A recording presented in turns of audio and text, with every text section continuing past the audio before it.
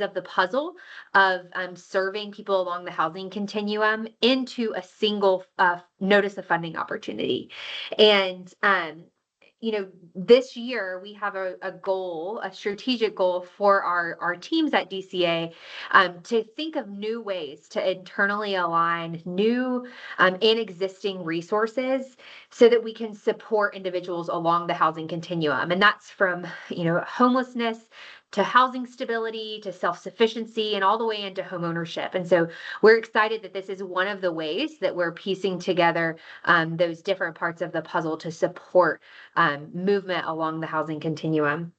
I also want to give a shout out to the team that worked on this, Alona, Bryce, Jody, John Stovall. You'll hear from several of those folks today, but they've put so much time and attention into putting this together, along with lots of support from our teams. And so we're really excited to hear you guys react to the work that they've been doing now.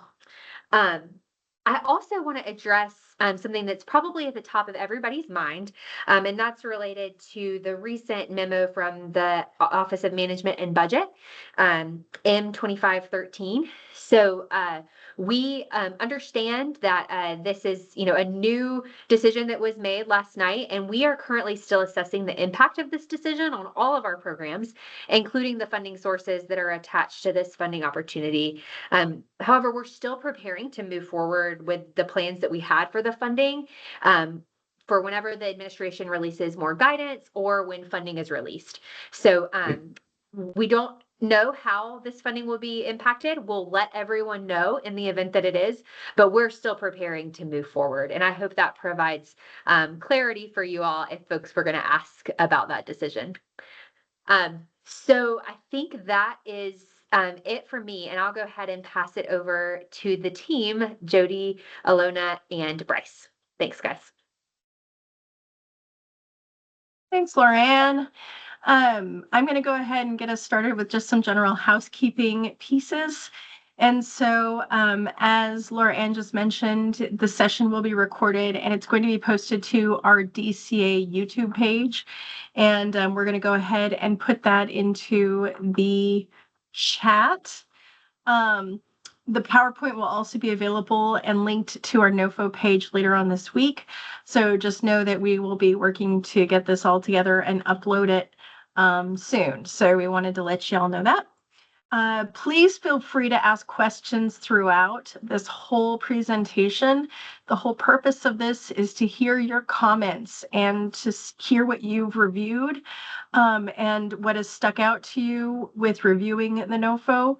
And so please, if you would like to actually say something out loud and not just in the chat, please raise your hand just so we know that you would like to speak versus just unmuting yourself and speaking, just so then that way we can have a little bit of order with the discussion that we have today. So we would appreciate that. We plan to end at 3 o'clock, but we will be continuing to view the public input surveys submission through the close of business this Friday, the 31st. And so, Jody, if you wouldn't mind putting in the public input survey there too. You can also find this public input survey on our NOFO page that was sent out to everyone from all the MailChimps that I'm sure you all got. So please take a look at the input survey. You can definitely let us know what you think through that communication tool as well. And then the NOFO will be published on Monday, so a week from yesterday, actually, by the end of business. So as you can imagine, that gives us a really quick turnaround time. So at least give us the full day to finish up anything else we may need to add. So, and then if you guys have any application submission questions, please submit them to me. My email address is there, ilonanagy@dca.ga.gov. And I can go ahead and make sure that we get your answers to your questions as quickly as possible. So I'm going to go ahead and, one last thing is I just want to introduce myself. My name's Ilona Nagy. I am the Home ARP Manager, and on my team is Jody Key, who's there. Give a wave, Jody. She is our specialist, and we are a small but mighty team, and so we'll be talking more about our portion of this particular NOFO coming up. But first, we're going to hand it on over to Bryce to kick off the overview of the NOFO. So take it away, Bryce. Thank you, Lona, Laura, and Jody, the rest of the DCA team. Thank you. I'm Bryce Farbstein. I'm a housing policy analyst with the Office of Housing Finance. Thank you all for being here. Definitely glad to see so many faces here interested in this funding opportunity. Here we have just an agenda. We're just going to walk through the NOFO section by section. As mentioned, if you have any questions, you can use the chat or raise your hand as we go through it. It might be easier to ask questions as we go through the material while it is fresh in people's minds. But we'll also take pauses for feedback and questions as well. So the first section, we'll just go right to the overview. And I can say the overarching this NOFO, this overview contains information that applies to both funding sources. So we'll get into that in a minute, but these provisions are applicable to all applications. There are 3 awards available under this NOFO. For each different funding source, there is 2 funding sources at the top that are available, including Home ARP and National Housing Trust Fund. We'll get into the specifics of the loans later in just a second, next slide actually, but for now, the first award is this low interest loan under one of those funding sources, and all these funding loans are going to be used in conjunction with a LIHTC application within a 2025 tax credit round. So this NOFO is essentially step 1, and if you get an award under this NOFO, you'll have that loan and the favorable financing letter to support that loan, and that financing letter can be submitted with your application for LIHTC. In addition, subject to availability and applicability, we're going to be able to allocate project-based vouchers with the awards here for the units that are associated with the proposed project. So here is the loan overview, and you can see you have the Home ARP for the service enriched rental housing to the left, and the Housing Trust Fund to the right, which involves single site supportive housing.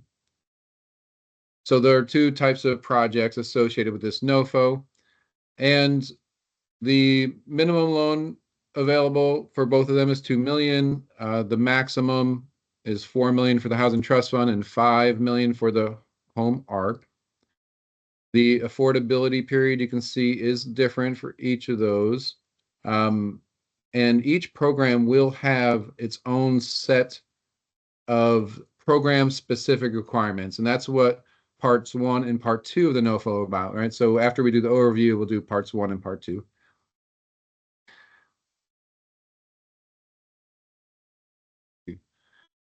So as part of the loan award, it'll be a preliminary commitment of funding for that loan.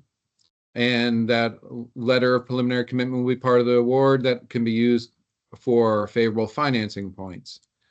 The favorable financing points are associated with the QAP section on favorable financing, which has a table, which is included in the NOFO. And, there are maximum points available for funding sources. And for the sources in this NOFO, the Home ARP and the Housing Trust Fund, with the minimum loan amounts, should be able to qualify for the maximum number of points available under the QAP favorable financing section. The project-based voucher award, for ease and alignment, the application for project-based vouchers are included with the NOFO and attached, and applicants should complete that as part of the NOFO application. And we have a memorandum of agreements and understanding with several jurisdictions to port the project-based vouchers into those jurisdictions. Please reach out to Laura Ann if you have any questions about which jurisdictions we can port vouchers to.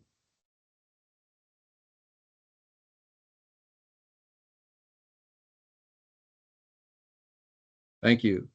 So again, the awards under this NOFO are intended to be used with a tax credit application and award.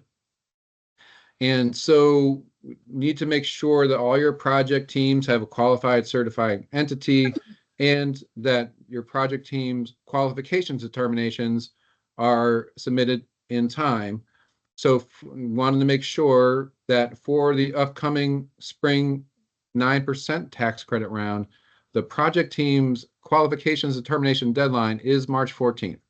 So that is also the same deadline for the application for this NOFO. So hopefully those processes can move forward together easily, but we want to make sure you're aware of those deadlines if you intend on applying in the spring. And generally, the eligible activities here, new construction, acquisition, rehab, and then both of these funding sources have service priorities. And when you get into parts 1 and 2, there are some more details about some eligibility requirements, but generally, new construction, preservation, and we'll detail other specifics as we go through parts 1 and parts 2.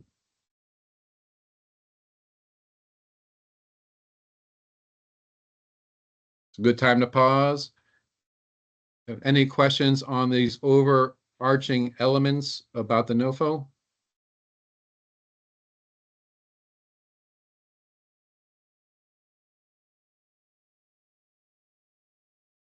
Has everybody gotten a chance to read the NOFO?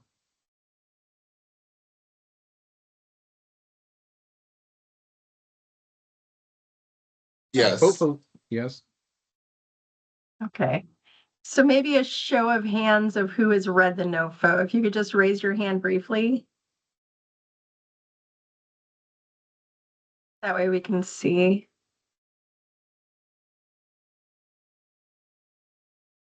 Okay, so a healthy group of folks have read. Okay, so we have a question in the chat. Are the supportive services funding also being structured as a loan?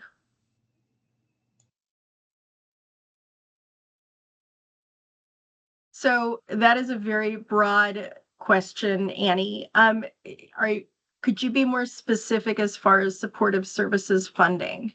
Because are you talking about home ARP supportive services funding? Are you talking about supportive services funding for single site? What are you referencing specifically? And if those of you have raised your hand to just let us know if you've read that, you can go ahead and put them down. Thank you for letting us know. And then if you really do have a question, then you can raise your hand.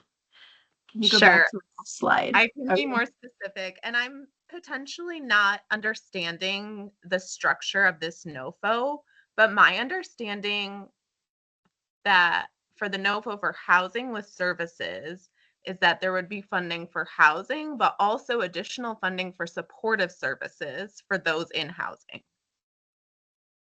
But is that true?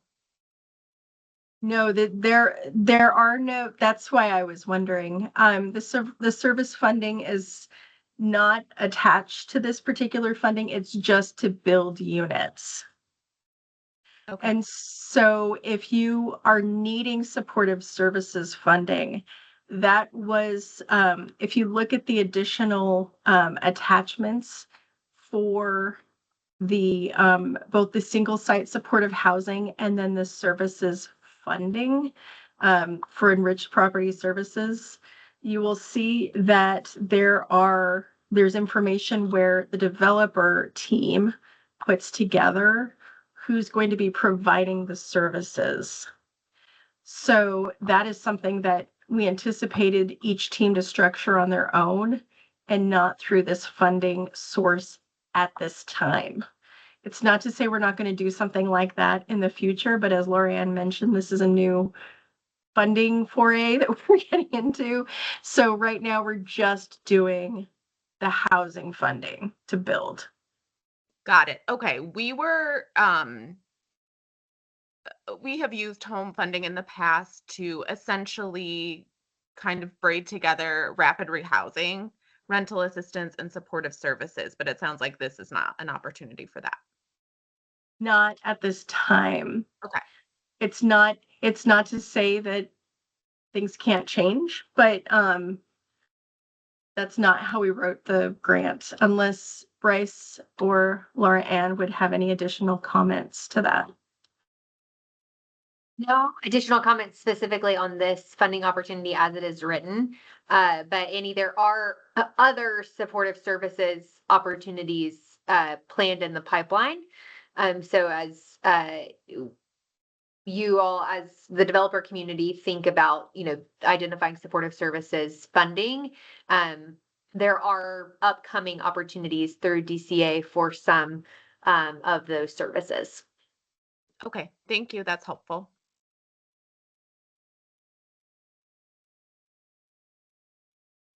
Great, thank you. And I don't have anything to add to that, except that this NOFO structures and asks for partnerships with service providers. So that would be the primary vehicle for service provision is through partnerships with service providers where they're applicable.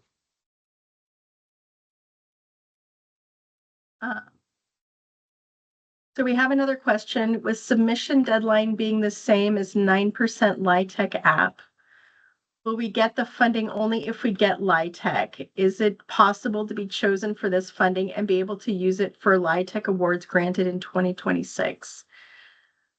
I can take that, or Bryce, you can take that. Who would like to take that? Feel free. Okay.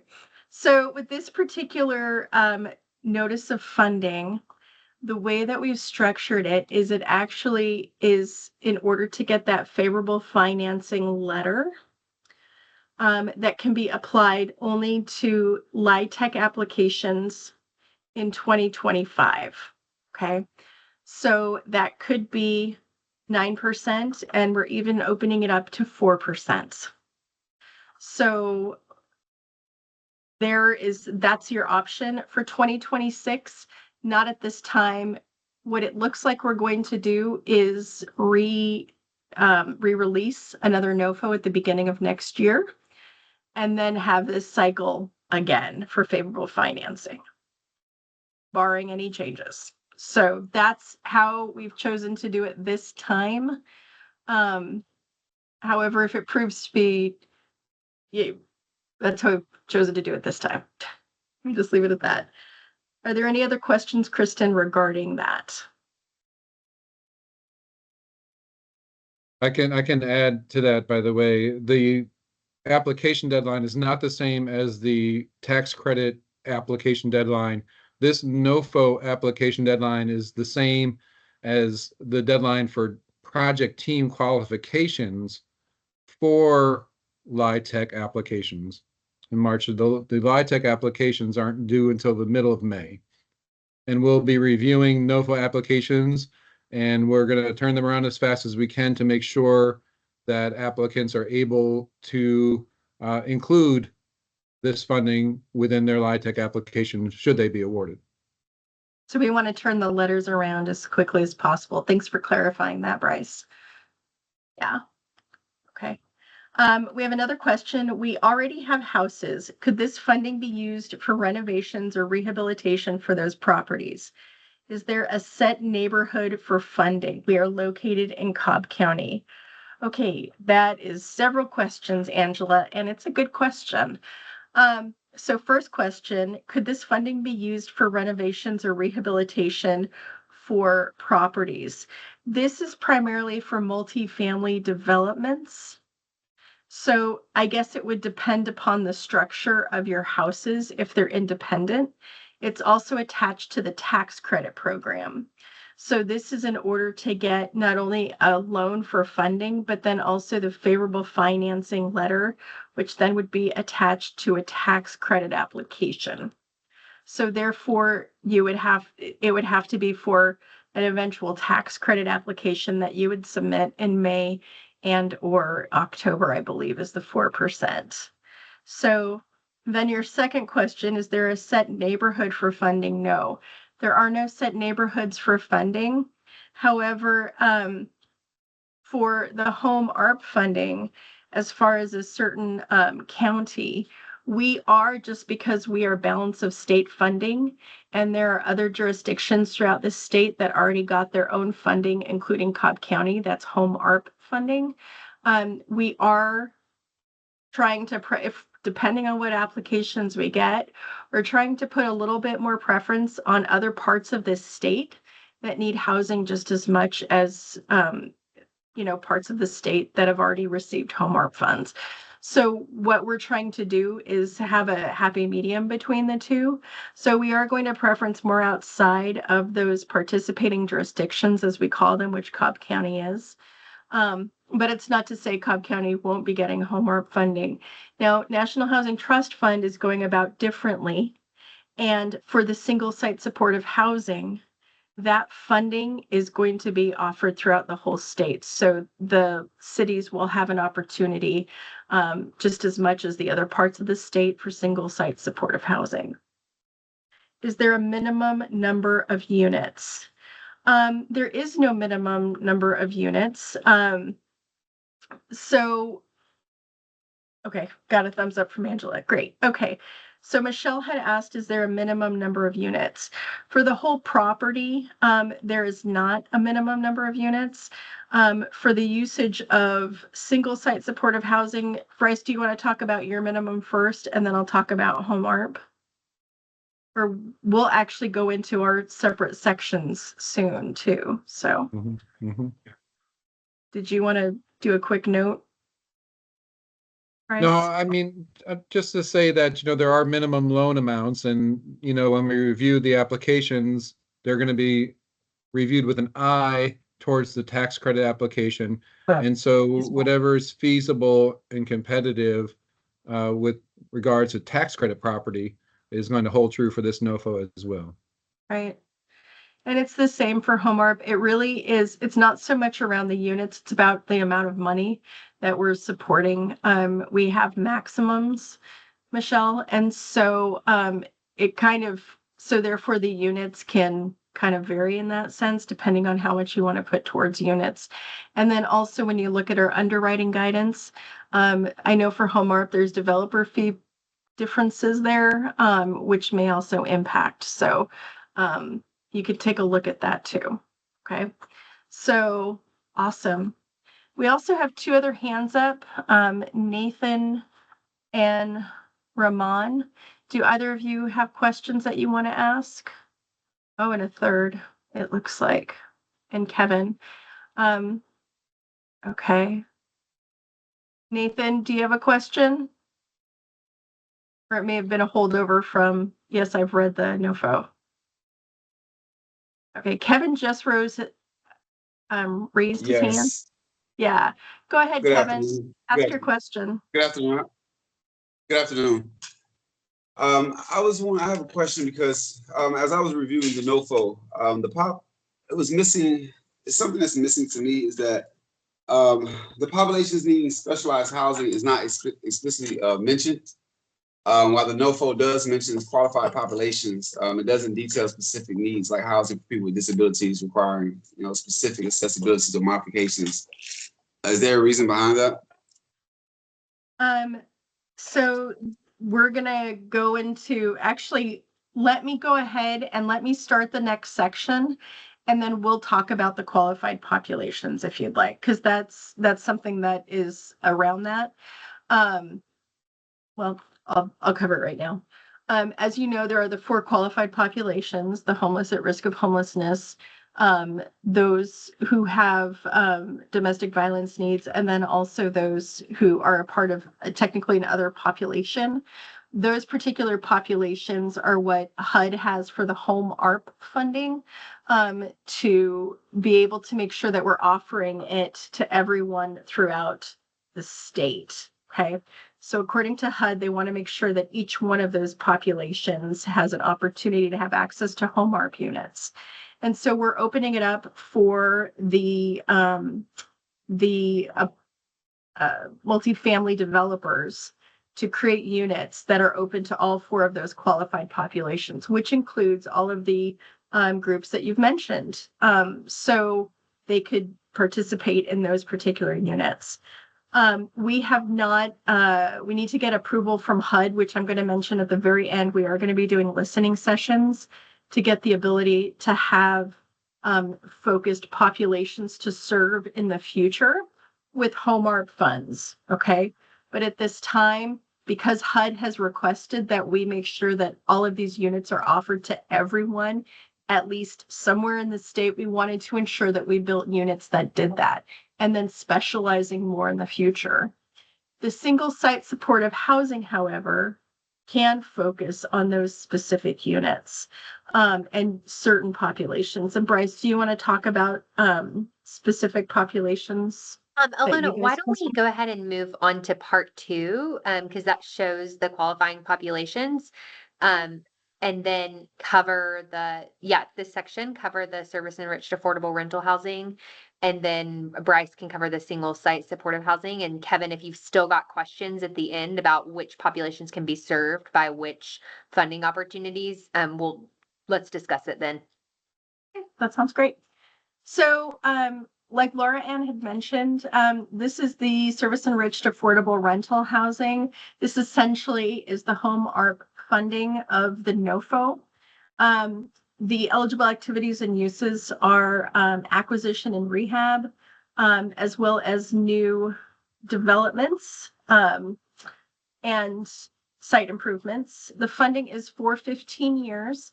And so we are not going to extend that. And that includes having the loans for 15 years as well, which we know may be a little, there may be some, I'm just going to say that. So we're going to try and keep them at 15 years, but we've heard of ways to extend them longer if need be. Qualified populations. So like I stated, the 4 qualified populations are, it's to serve households that are experiencing homelessness, at risk of homelessness, fleeing domestic violence, sexual assault, or human trafficking, and other households experiencing a great risk of housing instability or possibility of returning to homelessness. And so these qualified populations, the project-based vouchers that Bryce mentioned and referenced would be applied to the QP units, which is what they're called in the home ARP realm. The budget considerations, there are unit breakdowns. So for the, and we can talk about this, well, the home ARP 70-30 unit targeting, which may seem a little confusing, essentially is out of 100%, if there are 10 units of home ARP units, technically 7 or more of those units should be for qualified populations, and 3 or 30% or less of those units should be what would be considered low income or high home. Basically, it's creating an option for an additional population who may not be having house risk, like the qualified population. So it creates an additional, I guess, population that would seem to be a little bit more housing stable.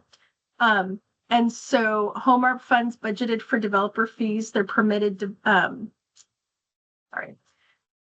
budgeted for developers fees, there's a permitted development cost under the home ARP program. However, DC must review the fee and determine that it's reasonable. If you do have a specific request under that, a larger developer fee where a portion of it is used toward enriched resident services would also be considered. And then home ARP funds will be awarded in the form of a loan in accordance with all relevant LIHTC and home ARP underwriting requirements.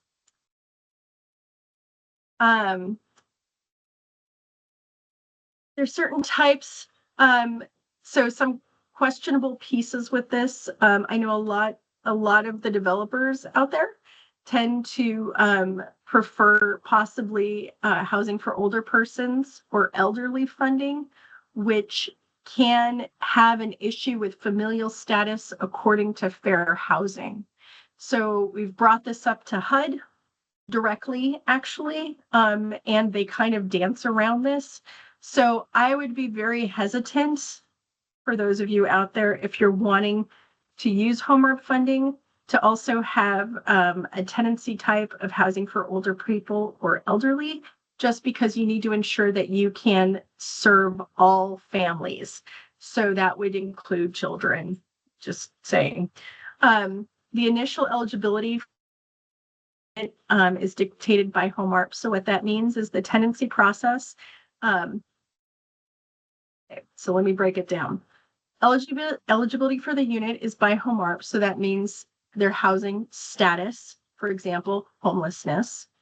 Then their tenancy process would therefore be by the subsidy. So like a project-based voucher. So therefore QP units would fall under the tenancy requirements from a project-based voucher. So I know several of you had questions out there with regarding to the length of tenancy, and if there's any issues with tenancy, those issues would fall under the project-based voucher requirements, and that would be the guidance of what you would go by, okay? And therefore, for low-income home ARP units on a property, you would need to follow the typical high home requirements for tenancy. So I hope that didn't confuse everyone even further. So here are my questions. I know Philip had a question here.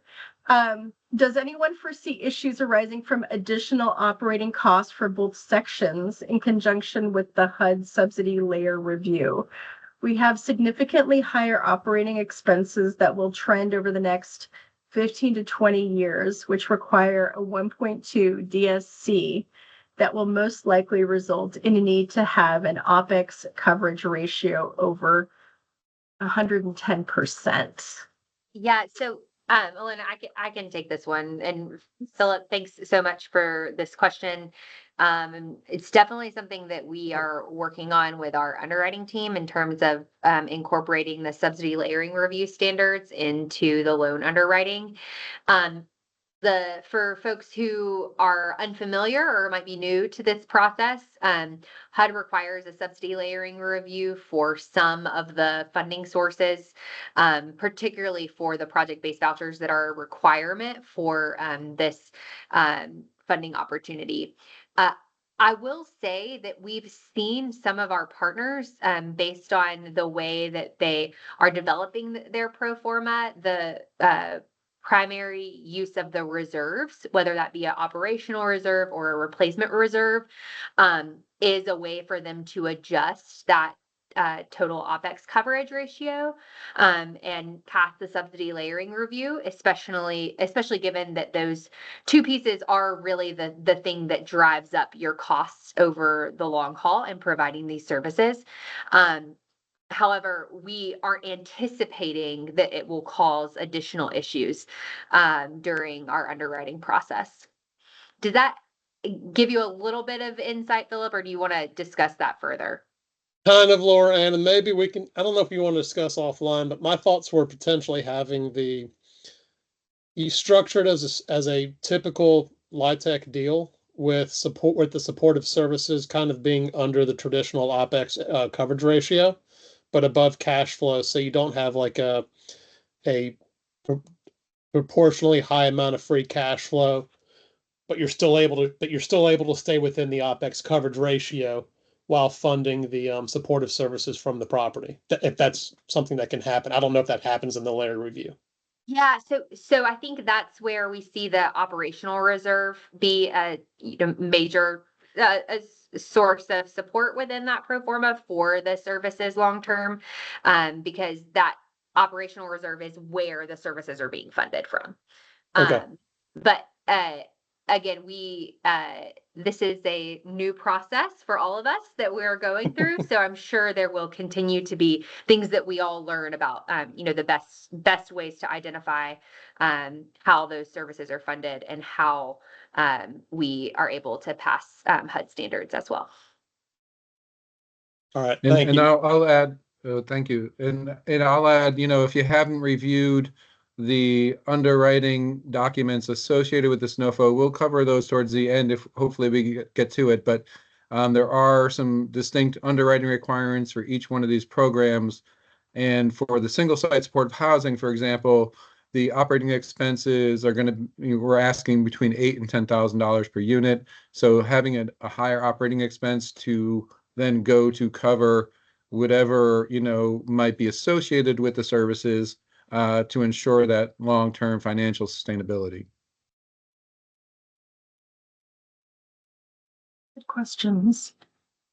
We also have another question from Katie on pre-existing project-based vouchers. That is a really great question. Something that, and I'm assuming you're talking about having this funding applied to a project that already has pre-existing vouchers. I don't really foresee why not. We would probably have to break down all the logistics with that to see if there's any issues that would come up with it, but I don't foresee Home ARP to have an issue with that. Really, it would be around the relocation that we would need to make sure that everything's okay, just as far as individuals qualifying for the units once they come back into the unit. So the requalification piece is where Home ARP gets a little questionable. It's with the relocation. I'm not quite so sure what that would look like with the single site supportive housing. I'm assuming it could probably work. Thoughts, Laura and Bryce? No No, additional thoughts there. Yeah, that's covered well. If we were kind of keep on going through the questions, Kenneth, you had a question about your local government.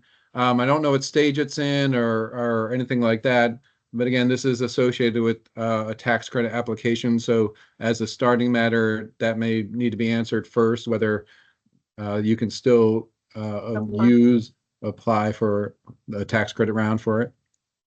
Or if you already have applied for a tax credit round, this funding is not from funding that's already been given.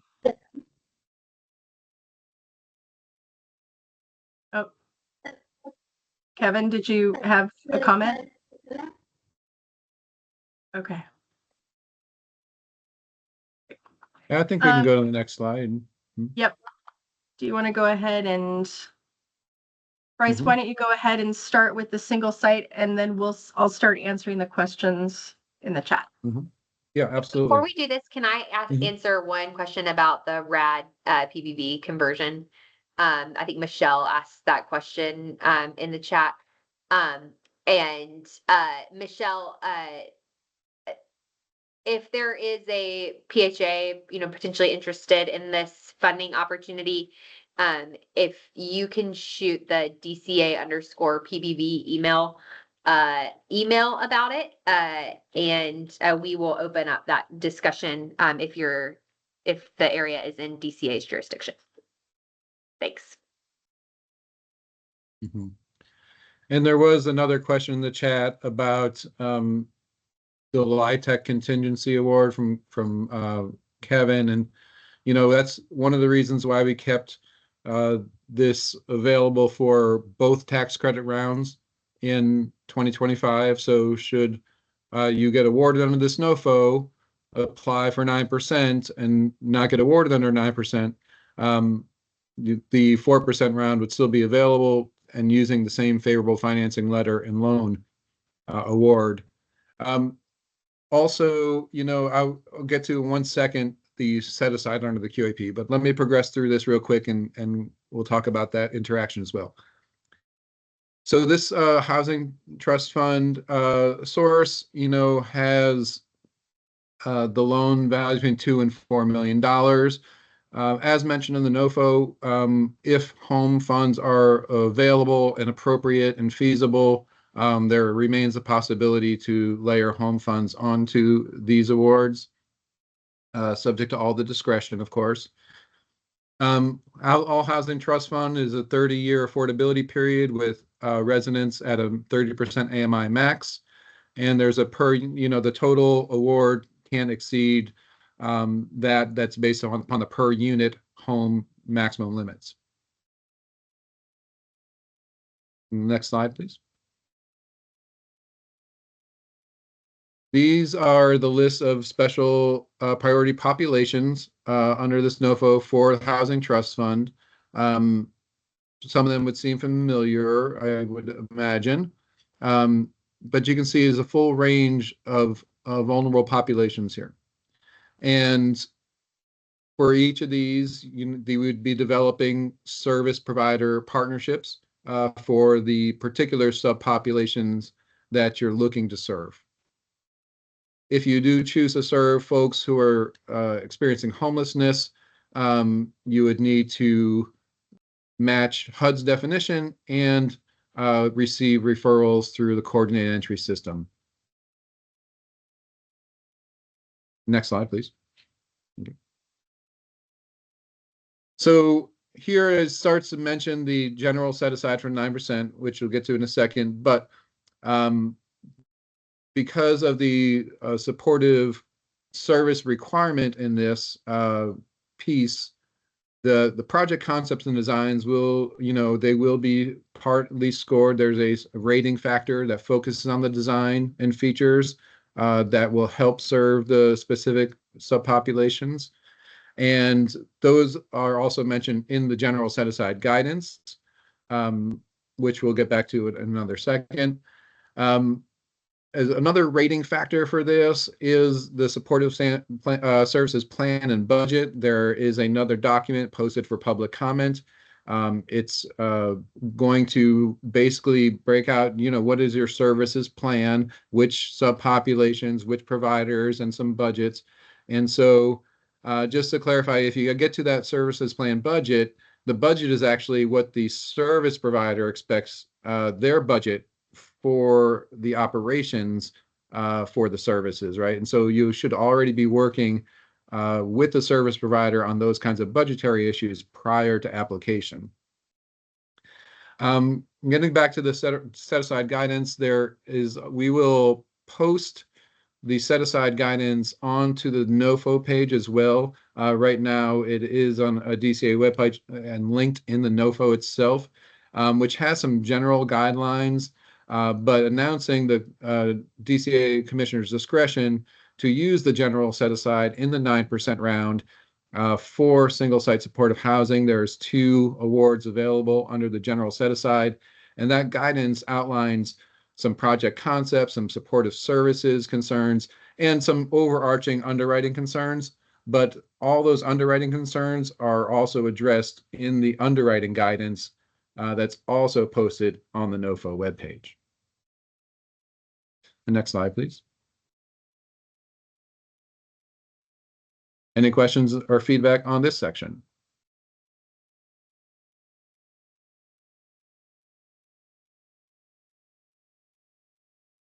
Well, that's good. That means it's easily understood.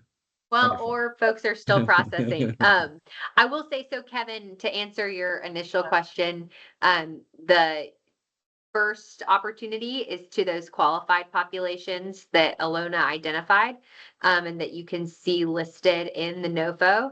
The second opportunity is specifically targeting those populations that we had listed on this slide and also in the NOFO. So there's some overlap of the individuals that could be served by either funding source, but the design of the housing is a little bit different from being rental housing with services. So essentially rental housing that is embedded in other housing opportunities and other rental opportunities, and then a single site location that's fully providing services based on the population. Hope that helps.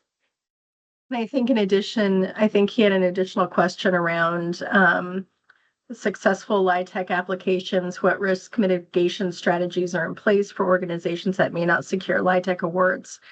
I think that the way that it's set up is to hopefully, with the 4 additional points, the additional funding, our hope is that that helps secure the awards. I mean, we can't guarantee that everyone who receives, are awarded the, favorable financing points and money from this particular NOFO, that they're definitely going to get funded. But our hope is that there's a pretty good chance that they will get funded.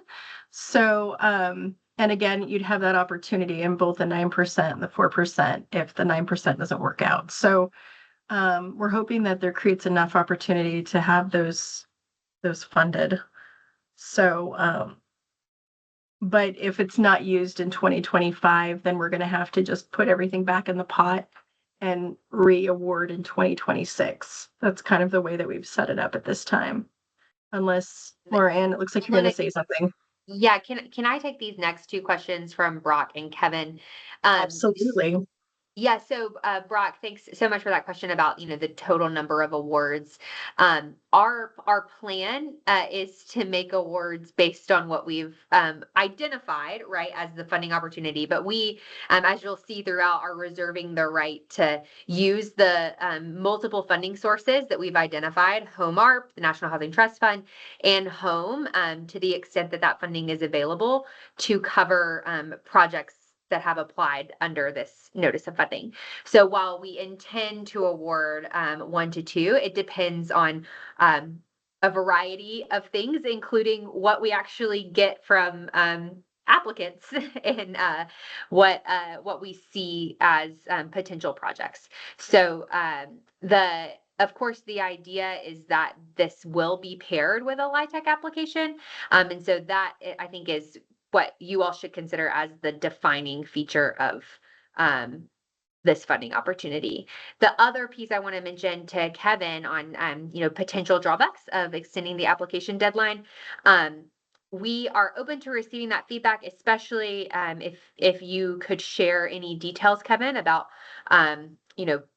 limitations that you or others might experience between now and our deadline of March 14th. However, this funding source is limited and is on a timeline. And so we at DCA know that we would like to be able to spend the funding for projects that are currently able to spend the dollars. So please share if you see any barriers within that 6-week time frame. But we still plan on moving forward with spending the dollars as planned. Well, the other part too is we need enough time to review the NOFOs, get a respond, and that way everyone can get their letters in time for their 9% applications if they choose to apply then.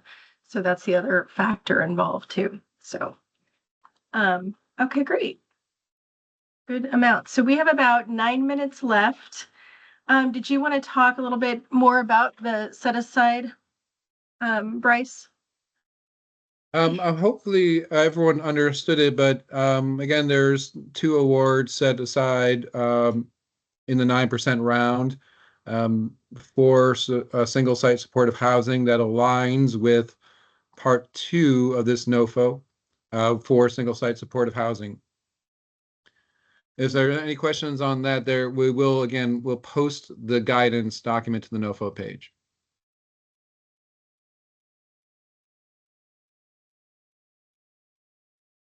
Seeing any hands or anything? Okay. So the post-award requirements and what's in our appendices, the federal cross-cutting and compliance, all the environmental requirements do apply. Davis-Bacon does apply to home ARP units. They do not apply to National Housing Trust Fund, so just be aware of that. We are aligning our applications with the project-based vouchers. We've included the project-based voucher application in this NOFO, so you can not only submit the NOFO, but also your project-based voucher application. You can do them together, so then that way we can make sure that they're aligned all the way through the process. And you can go ahead and upload that into Emphasis as well. And so we have a whole slew of definitions. Like I said, we have the project-based voucher section. I'm guessing that there isn't a whole lot more, any more questions really around this, since I'm not seeing any hands raised.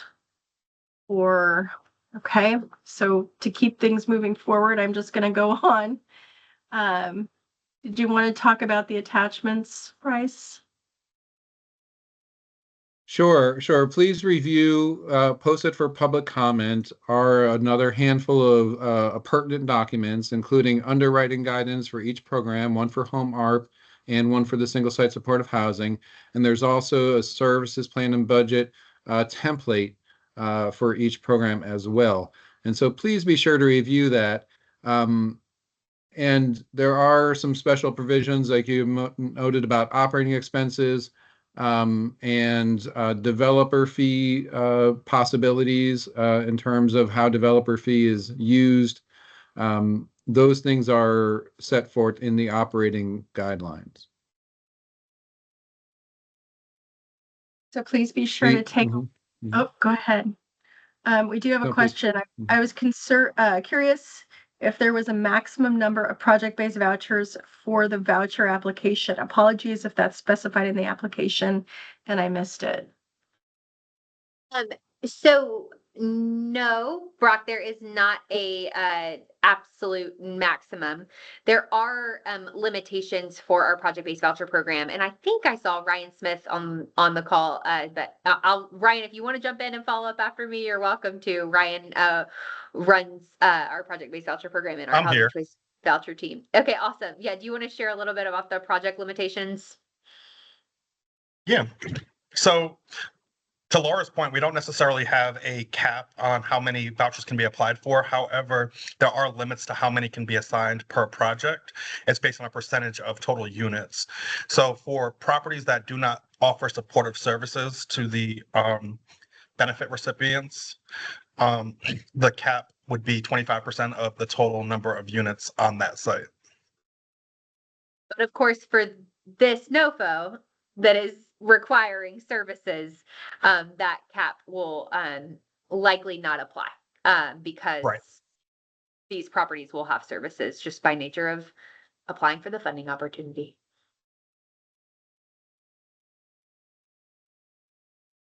Okay. Well, I'm going to go ahead and keep us moving forward just because I want to make sure that that we caught these last few slides, and then we'll keep it open for comments till 3:00.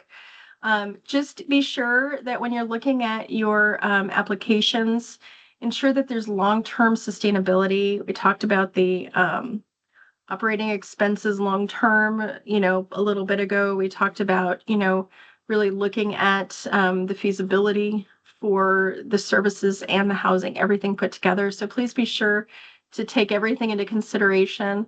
Also look at the underwriting guidances that are being published as well.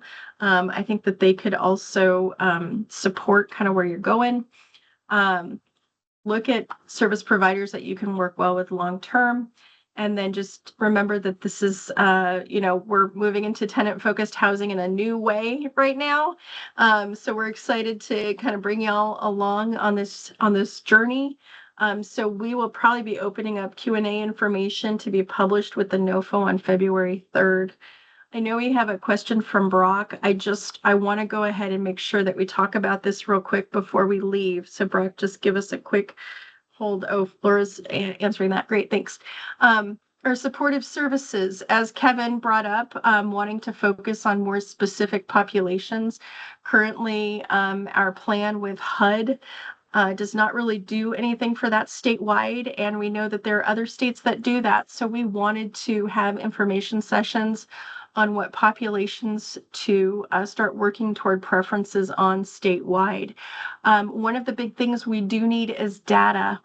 And so having a time to talk about the particular populations to focus on, and then also to, and actually let me talk about this one first.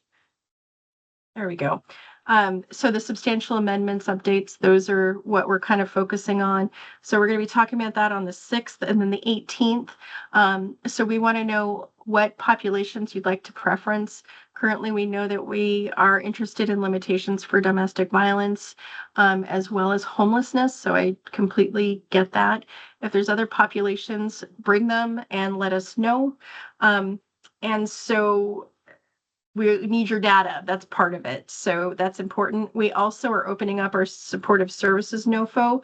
That information is going to be published soon.